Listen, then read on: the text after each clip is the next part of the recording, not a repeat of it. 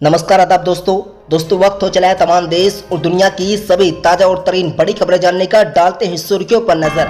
दोस्तों अखिलेश का साथ छोड़कर मायावती के साथ क्यों जाना चाहते हैं राजभर, जानेंगे इस वीडियो में। दोस्तों चाचा शिवपाल ने क्या साफ कभी नहीं दे सकते यशवंत सिन्हा को वोट, बताइए बड़ी वजह।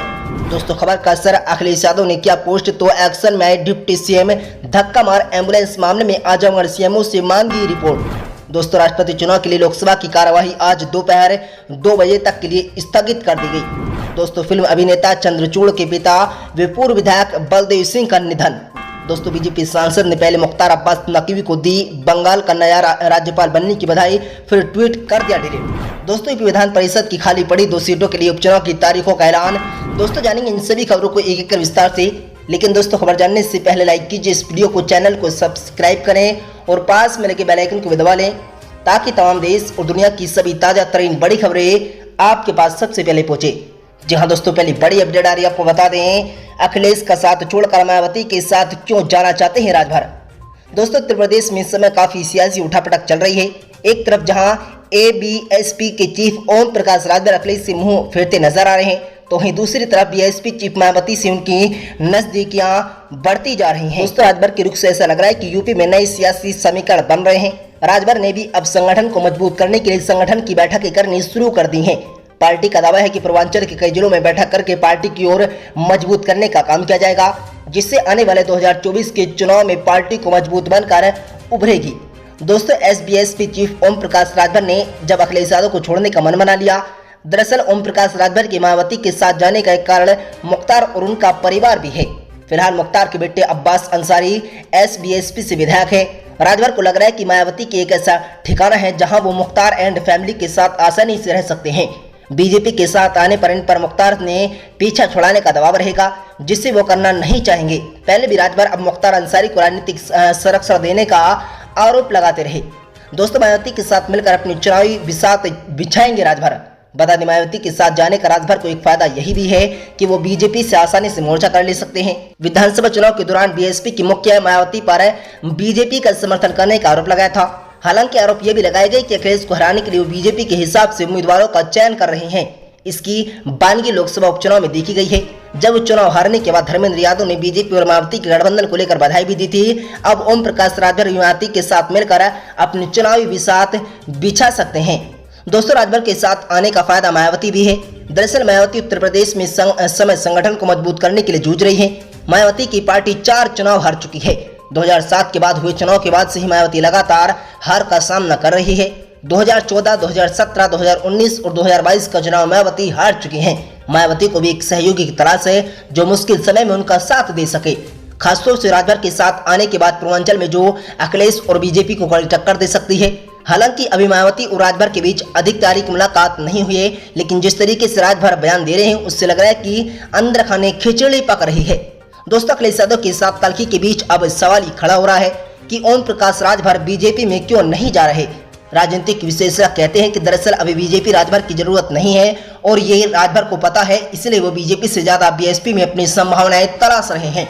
दोस्तों राजभर आम चुनाव तक बीएसपी के साथ रहकर चुनाव से बीजेपी से ज्यादा वो अखिलेश यादव का नुकसान करेंगे और इस चुनाव अभियान में वो बीएसपी की मदद करेंगे। दोस्तों पूर्वांचल में राजभरों की अच्छी खासी संख्या है और इसका फायदा राजभर उठाना चाहते हैं। विधानसभा के चुनाव में राजभर ने अखिलेश के साथ मिलकर चुनाव लड़ा और इसका नुकसान बीजेपी को उठाना पड़ा। लिहाजा अब यही दावा तो मायावती के साथ मिलकर खेलना चाहते हैं। पूर्वांचल में संगठन को मजबूत करने में जुटे ओम प्रकाश राजभर। बता दें अखिलेश ने तल्खी के बीच अब ओम प्रकाश राजभर से पूर्वांचल संगठन को मजबूत करने की गयाबात शुरू कर दी है। 17 जुलाई को ओम प्रकाश राजभर की वाराणसी में महत्वपूर्ण बैठक हुई थी। इसमें राजभर की पार्टी के कार्यकर्ताओं ने हिस्सा लिया था। इसके अलावा आजमगढ़, गोरखपुर, बस्ती, अयोध्या और देवी पाटन इलाके में बैठक शुरू की। दोस्तों संगठन की बैठक और मायावती के साथ जाने की अटकलों के बीच एबीएसपी के प्रवक्ता अरुण राजभर ने कहा कि इन बैठकों का मुख्य उद्देश्य 2024 के चुनाव में ध्यान में रखकर पार्टी को तैयार करना है। इसके जरिए पार्टी अब नेताओं को जिम्मेदारी पकड़ाएगी, वहीं नई संगठनों को पार्टी से जोड़ा जाएगा। रही बात मायावती के साथ संगठन की, तो अभी अखिलेश पार्टी मायावती के साथ बने गठबंधन का हिस्सा आने वाले समय में इसको लेकर फैसला लिया जा सकेगा। जहां दोस्तों अगली बड़ी खबर आ रही है, आपको बता दें चाचा शिवपाल ने किया साफ, कहीं नहीं दे सकते यशवंत सिन्हा को वोट, बताइए बड़ी वजह। दोस्तों आपको बता दें, प्रसपा नेता शिवपाल यादव ने राष्ट्रपति चुनाव में यशवंत सिन्हा का समर्थन करने से इनकार कर दिया है। इस दौरान उन्होंने कहा कि नतीजा नेताजी सपा के मुलायम सिंह यादव को आईएसआई एजेंट कहने वाले विपक्षी राष्ट्रपति पद के उम्मीदवार यशवंत सिन्हा हम इनका कभी समर्थन नहीं कर सकते। सपा के कट्टर नेता नेताजी के सिद्धांतों का पालन करने वाले अभी भी ऐसे आरोप लगाने वाले उम्मीदवार का समर्थन नहीं करेंगे। आज यूपी समेत पूरे देश में राष्ट्रपति चुनाव के लिए वोटिंग जारी है। इस चुनाव प्रसपा नेता ने विपक्षी उम्मीदवार यशवंत सिन्हा को लेकर ये बड़ी बात कही। इससे पहले भी शिवपाल यादव ने अखिलेश यादव को एक पत्र लिखकर मुलायम सिंह का सम्मान याद दिलाया था। दोस्तों शिवपाल की ओर से लिखे गए पत्रों में अखिलेश यादव ने कहा था कि उन्हें मुलायम सिंह यादव के सम्मान को याद रखना चाहिए। शिवपाल यादव ने कहा था कि सभा को ऐसी किसी उम्मीदवार का समर्थन नहीं करना चाहिए जिसने नेताजी को आईएसआई का एजेंट बताया था। गौरतलब है कि बरेली के भोजीपुरा से विधायक सपा विधायक सहजिल इस्लाम ने भी द्रौपदी मुर्मू को वोट दिया था। बता दें कि सपा प्रमुख पहले से ही स्पष्ट कर चुके थे कि यशवंत सिन्हा संयुक्त विपक्ष के उम्मीदवार हैं, इसीलिए सपा के सभी सांसद और विधायक सर्वसम्मति से इनका समर्थन करेंगे। दोस्तों अखिलेश यादव ने पिछले महीने पहले ही घोषणा कर दी थी कि इनकी पार्टी उस उम्मीदवार का समर्थन करेगी जिसका नाम पश्चिम बंगाल की मुख्यमंत्री ममता बनर्जी द्वारा अंतिम रूप दिया जाएगा। जहां दोस्तों अगली बड़ी खबर आ रही है, आपको बता दें खबर का असर। अखिलेश यादव ने किया पोस्ट तो एक्शन में आए डिप्टी सीएम। धक्का मार एम्बुलेंस मामले में आजमगढ़ सीएमओ ने मांगी रिपोर्ट। दोस्तों आजमगढ़ जिले के अहरोला में धक्का मार 108 एम्बुलेंस का मामला अब लखनऊ पहुंच गया है। अमर उजाला में प्रकाशित खबर पर स्वास्थ्य महकमे में हड़कंप मच गया है। खबर को पूर्व मुख्यमंत्री अखिलेश यादव ने फेसबुक पर पोस्ट किया तो स्वास्थ्य मंत्री व डिप्टी सीएम ब्रजेश पाठक हरकत में आ गए। उन्होंने आजमगढ़ सीएमओ ने 3 दिन के अंदर रिपोर्ट मांगी है। सीएचसी अहरोला के ठीक सामने ही बीते शनिवार को शाम एक एम्बुलेंस को मरीज के तीमारदार धक्के दे रहे थे, जिसका वीडियो भी सोशल मीडिया पर वायरल कर दिया गया। दोस्तों अमर उजाला ने इस वायरल वीडियो को संज्ञान में लिया और सोमवार के अंक में एम्बुलेंस खुद बीमार मरीजों को कैसे पहुंचाए अस्पताल शीर्षक के प्रकाशित किया, जिससे पूर्व सीएम सपा मुखिया अखिलेश यादव ने फेसबुक अकाउंट पर पोस्ट कर दिया। इसके बाद स्वास्थ्य मंत्री व डिप्टी सीएम ब्रजेश पाठक ने भी इससे संज्ञान में लिया और सीएमओ आजमगढ़ को प्रकरण में जिम्मेदारी निर्धारित कर कार्रवाई करते हुए 3 दिनों के अंदर अख्या प्रस्तुत करने का निर्देश दे दिए हैं। दोस्तों मामले में Azamgarh CMO doctor IN Tiwari ने कहा है कि एम्बुलेंस प्रकरण में मुझे भी स्वास्थ्य मंत्री का कोई निर्देश नहीं मिला है। मैंने अपने स्तर के मामले में संज्ञान में लेकर सेवा प्रदाता कंपनी जीवीके के डिस्ट्रिक्ट मैनेजर को पत्र लिखकर स्पष्टीकरण तलब किया है। यदि स्वास्थ्य मंत्री का कोई निर्देश आता है तो उसके अनुरूप कार्रवाई कर दी जाएगी। जहां दोस्तों के लिए बड़ी खबर आ रही है, आपको बता दें राष्ट्रपति चुनाव के लिए लोकसभा की कार्यवाही आज दोपहर 2 बजे तक स्थगित। दोस्तों संसद में राष्ट्रपति चुनाव के लिए मतदान होने के कारण लोकसभा की कार्यवाही सोमवार दोपहर 2 बजे तक के लिए स्थगित कर दी गई है। ओम बिरला ने केन्या के पूर्व राष्ट्रपति मवाई क्यूबाई के और संयुक्त अरब अमीरात के पूर्व राष्ट्रपति शेख खलीफा बिन जायद उल नहयान को श्रद्धांजलि दी। बैठक के दौरान बिरला ने जापान के पूर्व प्रधानमंत्री शिंजो आबे को भी श्रद्धांजलि अर्पित की है। दोस्तों इसके अलावा महंगाई और जीएसटी दरों में वृद्धि के खिलाफ विपक्षी सांसदों के सदन के वेल ऑफ द हाउस में विरोध प्रदर्शन के कारण राज्यसभा की कार्यवाही दिन भर के लिए स्थगित कर दी गई। सदन की बैठक कल 19 जुलाई को सुबह 11 बजे शुरू होगी। दोस्तों भारत के राष्ट्रपति के लिए मतदान के साथ सत्र की शुरुआत हुई। 21 जुलाई को चुनाव परिणाम घोषित किए जाएंगे। एनडीए उम्मीदवार द्रौपदी मुर्मू यशवंत सिन्हा के खिलाफ चल रही जिसे विपक्षी दलों का समर्थन प्राप्त है। दोस्तों संसद के सदस्य सांसद के आधार पर स्थगित मतदान स्थल के अंदर अपना मतदान करेंगे। इस चुनाव के लिए रिटर्निंग ऑफिसर राज्यसभा के महासचिव होते हैं। राज्य और राष्ट्रीय राजधानी क्षेत्र दिल्ली और केंद्र शासित प्रदेश पांडुचेरी को इलेक्टोरल कॉलेज में शामिल किया गया है, जो संसद और राज्य विधानसभाओं के निर्वाचित सदस्यों से बना हुआ है। छावनी विधेयक और बहुराज्यीय सहकारी समिति विधेयक उन 32 विधेयकों में से है जिन्हें केंद्र द्वारा सत्र के दौरान पेश किए जाने की उम्मीद है। इनमें से 8 विधेयकों पर परिवर्तमान में दोनों सदनों द्वारा बहस चल रही है।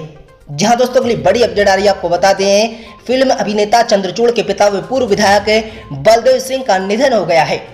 दोस्तों शहर के पूर्व विधायक कैप्टन बलदेव सिंह नहीं रहे। वे करीब 82 साल के थे। कई साल से वे अपने बेटे फिल्म लगातार चंद्रचूड़ के साथ मुंबई में रह रहे थे। रविवार को उनका मुंबई में निधन हो गया, वहीं अंतिम संस्कार किया गया। दोस्तों मूल रूप से अलीगढ़ के गांव जवालपुर के बलदेव सिंह को कांग्रेस की 1985 में कांग्रेस से शहर सीट पर प्रत्याशी घोषित किया गया था। इसमें उन्हें सफलता मिली, लेकिन इस चुनाव के बाद कांग्रेस ने उन्हें टिकट नहीं दिया। इसके चलते बलदेव सिंह ने कांग्रेस छोड़ दी और जनता दल की सदस्यता ले ली। कुछ महीने बाद ही फिर से कांग्रेस में आए, लेकिन उनकी सक्रियता अधिक साल तक नहीं रही। इस दौरान उनके बेटे चंद्रचूड़ सिंह की फिल्में आने लगी थी। दोस्तों बलदेव सिंह करीब 10 साल से राजनीति में लगभग निष्क्रिय रहे और अपने बेटे चंद्रचूड़ के साथ मुंबई में रहने लगे। कुछ महीने से उन्हें बीमार पता चला था। इसके चलते उन्हें मुंबई के एक अस्पताल में भर्ती कराया गया, जहां उन्होंने रविवार को अंतिम सांस ली। उनका मुंबई में ही अंतिम संस्कार किया गया है। कांग्रेस के वरिष्ठ नेता व हरियाणा कांग्रेस के प्रभारी विवेक बंसल, अलीगढ़ के जिला अध्यक्ष डॉक्टर संतोष सिंह, महानगर अध्यक्ष सलाउद्दीन वसी, उत्तर प्रदेश कांग्रेस कमेटी के सदस्य सागर सिंह आदि ने इनके निधन पर दुख जताया है। जहां दोस्तों के लिए बड़ी खबर आ रही है, आपको बता दें, बीजेपी सांसद ने पहले मुख्तार अब्बास नकवी को दी बंगाल का नया राज्यपाल बनने की बधाई, फिर ट्वीट कर दिया डिलीट। दोस्तों देश के नए उपराष्ट्रपति के चुनाव की प्रक्रिया अपने परचम पर है। इसके लिए 6 अगस्त को मतदान की प्रक्रिया आयोजित होनी है। इसी बीच बीजेपी के नेतृत्व वाले एनडीए ने उपराष्ट्रपति पद के लिए बंगाल के राज्यपाल जगदीप धनखड़ के नाम का ऐलान कर दिया है। दोस्तों आपको बता दें तो वहीं इस चुनाव में उनके नतीजे भी लगभग तय माने जा रहे हैं। ऐसे में बंगाल को नया राज्यपाल मिलना भी तय है। इसी बीच बीजेपी सांसद ने मुख्तार अब्बास नकवी को बंगाल का नया राज्यपाल घोषित कर दिया है। असल में बीजेपी के यहाँ सांसद उत्तर पूर्वी दिल्ली से लोकसभा सदस्य हंसराज हंस हैं, जिन्होंने सोमवार को मुख्तार अब्बास नकवी को बंगाल का नया राज्यपाल बनाने की बधाई सोशल मीडिया पर दी। दोस्तों मुख्तार अब्बास नकवी की गिनती बीजेपी के पूर्व नेताओं में होती है। वहीं बीजेपी के एकमात्र मुस्लिम फेस थे जिन्हें मोदी सरकार में मंत्री पद मिला हुआ था। असल में मोदी सरकार में अल्पसंख्यक मंत्रियों के मामलों के मंत्री हुआ करते थे, लेकिन बीती 6 जुलाई को राज्यसभा का कार्यकाल समाप्त होने के बाद उन्हें मंत्री पद से इस्तीफा दे दिया गया, जिसके बाद स्मृति ईरानी को अल्पसंख्यक मंत्रालय की अतिरिक्त जिम्मेदारी दे दी गई है। दोस्तों असल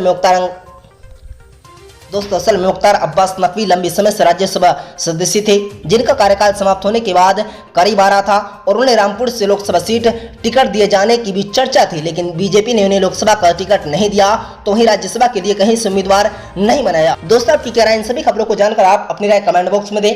आपको वीडियो अच्छे लगे तो इस वीडियो को लाइक शेयर करें। मिलते हैं दोस्तों अगली बड़ी खबर में।